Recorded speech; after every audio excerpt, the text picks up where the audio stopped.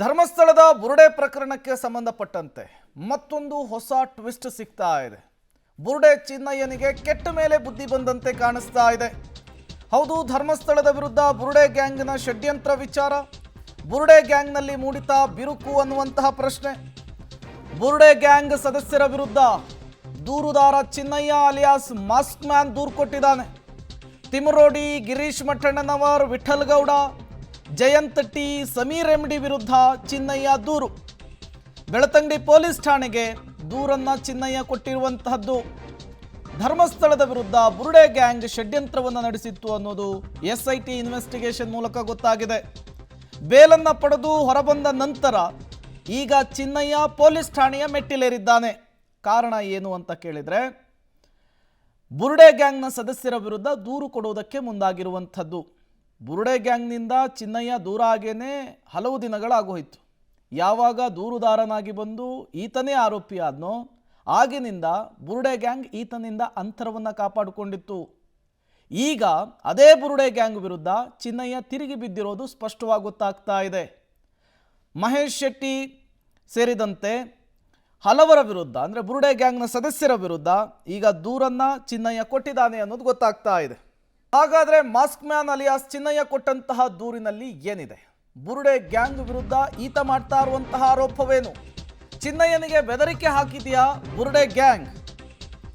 ಜೀವ ರಕ್ಷಣೆ ಕೊಡಿ ಅಂತೇಳಿ ಪೊಲೀಸರ ಮೊರೆ ಹೋದ ಚಿನ್ನಯ್ಯ.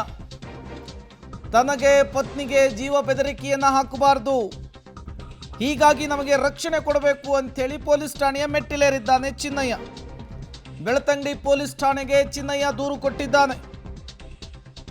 ಕೆಲ ದಿನಗಳ ಹಿಂದಷ್ಟೇ ಜೈಲಿನಿಂದ ರಿಲೀಸ್ ಆಗಿದ್ದ ಚಿನ್ನಯ್ಯನಿಗೆ ಶ್ಯೂರಿಟಿ ಕೊಟ್ಟು ರಿಲೀಸ್ ಮಾಡಿಸಿತ್ತು ಗ್ಯಾಂಗು. ಈ ಬೆನ್ನಲ್ಲೇ ಬುರುಡೆ ಗ್ಯಾಂಗ್ ವಿರುದ್ಧ ಚಿನ್ನಯ್ಯ ದೂರನ್ನು ಕೊಟ್ಟಿರುವಂತಹದ್ದು. ತನಗೆ ತನ್ನ ಪತ್ನಿಗೆ ಜೀವ ಬೆದರಿಕೆಯನ್ನು ಹಾಕಬಹುದು, ಹಾಗಾಗಿ ನಮಗೆ ರಕ್ಷಣೆಯನ್ನು ಪೊಲೀಸರು ಕೊಡಬೇಕು ಅಂಥೇಳಿ ಮನವಿಯನ್ನು ಮಾಡಿಕೊಂಡು ದೂರನ್ನು ಕೂಡ ಕೊಟ್ಟಿರುವಂತಹದ್ದು. ಡೀಟೇಲ್ಸ್ ಅನ್ನು ಕೊಡ್ತಾರೆ ನಮ್ಮ ಪ್ರತಿನಿಧಿ ಸುಕ್ಪಾಲ್, ನೇರ ಸಂಪರ್ಕದಲ್ಲಿ ಜಾಯಿನ್ ಆಗಿದ್ದಾರೆ. ಸುಕ್ಪಾಲ್, ಕೆಟ್ಟ ಮೇಲೆ ಬುದ್ಧಿ ಬಂತು, ಸುಟ್ಟ ಮೇಲೆ ಒಲೆ ಉರಿತು ಅನ್ನುವಂತಹ ಮಾತು ಈಗ ಬುರುಡೆ ಚಿನ್ನಯ್ಯನಿಗೆ ಹೇಳಿ ಮಾಡಿಸಿದ ರೀತಿಯಲ್ಲಿ ಕಾಣಿಸ್ತಾ ಇದೆ. ಈಗ ಚಿನ್ನಯ್ಯ ಕೊಟ್ಟಂತಹ ದೂರಿನಲ್ಲಿ ಏನಿದೆ, ಯಾವೆಲ್ಲ ವಿಚಾರವನ್ನು ಪ್ರಸ್ತಾಪಿಸಲಾಗಿದೆ ಅಂತ ಹೇಳಿ? ಪ್ರೇಮ್, ಈ ಬುರುಡೆ ಪ್ರಕರಣದ ಹಿನ್ನೆಲೆಯಲ್ಲಿ ಆರೋಪಿಯಾಗಿ ಜೈಲು ಸೇರಿರುವಂಥ ಚಿನ್ನಯ್ಯ ಜಾಮೀನು ಸಿಕ್ಕಿದ್ರು ಸುಮಾರು 24 ದಿನಗಳ ಕಾಲ ಹೊರಗೆ ಬರಲಿಕ್ಕೆ ಆಗಲಿಲ್ಲ. ಆತನಿಗೆ ಯಾರು ಶ್ಯೂರಿಟಿ ಕೊಡಲಿಕ್ಕೆ ಮುಂದೆ ಬರಲಿಲ್ಲ. ಈ ಬುರುಡೆ ಗ್ಯಾಂಗ್ ಏನಿತ್ತು, ಆರಂಭದಲ್ಲಿ ಆತನನ್ನು ಎಲ್ಲದಕ್ಕೂ ಮುಂದೆ ಕಳಿಸಿ ಹಿಂದಿನಿಂದ ಸೂತ್ರಧಾರರಾಗಿ ಕೆಲಸಗಳನ್ನು ಮಾಡ್ತಾ ಇತ್ತು. ಆದರೆ ಆ ಬಳಿಕ ಆತ ಯಾವಾಗ ಆರೋಪಿ ಆದ್ನ ಆ ಬಳಿಕ ಸಂಪೂರ್ಣವಾಗಿ ಆತನಿಂದ ಅಂತರವನ್ನು ಕಾಯ್ದುಕೊಂಡಿತ್ತು. ಯಾವುದೇ ರೀತಿಯಾದಂಥ ಸಹಕಾರ, ವಕೀಲರ ಸಹಕಾರವನ್ನು ಮಾಡಲಿಲ್ಲ.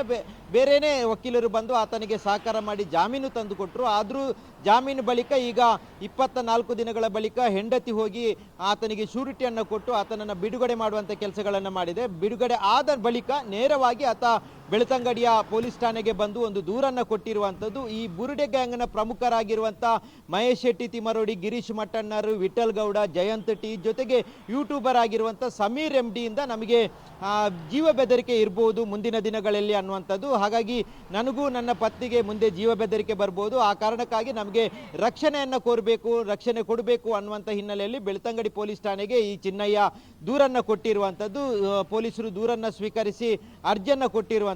ಇದರಲ್ಲಿ ಪ್ರಮುಖವಾಗಿ ಗಮನಿಸಬೇಕಾಗಿರುವಂಥದ್ದು, ಮುಂದಿನ ದಿನಗಳಲ್ಲಿ ಈತನಿಗೆ ಜೀವ ಬೆದರಿಕೆ ಬರುವಂಥ ಸಾಧ್ಯತೆಗಳಿರುವಂಥದ್ದು. ಯಾಕಂತ ಹೇಳಿದರೆ ಇಡೀ ಪ್ರಕರಣದಲ್ಲಿ ಆತ ಸತ್ಯವನ್ನು ಹೇಳಿರುವಂಥದ್ದು. ಈ ಪ್ರಕರಣದ ಹಿಂದೆ ನನಗೆ ಯಾರೆಲ್ಲ ಷಡ್ಯಂತರ ಮಾಡಲಿಕ್ಕೆ ಹೇಳಿಕೊಟ್ಟಿರುವಂಥದ್ದು, ನಾನು ಹಣದ ಆಮಿಷಕ್ಕೆ ಒಡ್ಡಿ ಅವರು ಹೇಳಿದ ರೀತಿಯಲ್ಲಿ ಕೇಳ್ತಾ ಇದ್ದೆ. ಈ ಕಾರಣಕ್ಕಾಗಿ ಈ ಪ್ರಕರಣ ಮತ್ತೊಂದು ತಿರುವನ್ನು ಪಡೆದುಕೊಂಡಿತ್ತು. ಈಗ ಅವರಿಂದ ಏನಾದರೂ ನನಗೆ ಜೀವ ಬೆದರಿಕೆ ಬರ್ಬೋದು ಅನ್ನುವಂಥ ಹಿನ್ನೆಲೆಯಲ್ಲಿ ಇನ್ನೊಂದು ಕಡೆಯಿಂದ ಹೆಂಡತಿಯು ಈತನ ಜೊತೆಗೆ ಇರುವಂಥದ್ದು ಈ ಒಂದು ಕಾಲದಲ್ಲಿ. ಹಾಗಾಗಿ ಹೆಂಡತಿಗೂ ನನಗೂ ಇಬ್ಬರಿಗೂ ಈ ರೀತಿಯಾಗಿ ಬೆದರಿಕೆ ಬರ್ಬೋದು ಅನ್ನುವಂಥ ಹಿನ್ನೆಲೆಯಲ್ಲಿ ಈತ ಈಗ ಸದ್ಯದ ಮಟ್ಟಿಗೆ ಬೆಳತಂಗಡಿ ಪೊಲೀಸ್ ಠಾಣೆಗೆ ದೂರನ್ನು ಕೊಟ್ಟಿರುವಂಥದ್ದು. ದೂರನ್ನು ಸ್ವೀಕರಿಸಿದಂಥ ಪೊಲೀಸರು ಪರಿಶೀಲನೆಯನ್ನು ನಡೆಸಿದ್ದಾರೆ. ಒಂದು ವೇಳೆ ಆತನಿಗೆ ಅದೇ ರೀತಿಯಾದಂಥ ಬೆದರಿಕೆಗಳು ಬಂದರೂ ಮುಂದಿನ ದಿನಗಳಲ್ಲಿ ಕ್ರಮಗಳು ಕೈಗೊಳ್ಳುವಂಥ ಸಾಧ್ಯತೆಗಳಿರುವಂಥದ್ದು. Prem, okay, thank you Sukhpal ತಮ್ಮೆಲ್ಲ ಮಾಹಿತಿಗಾಗಿ.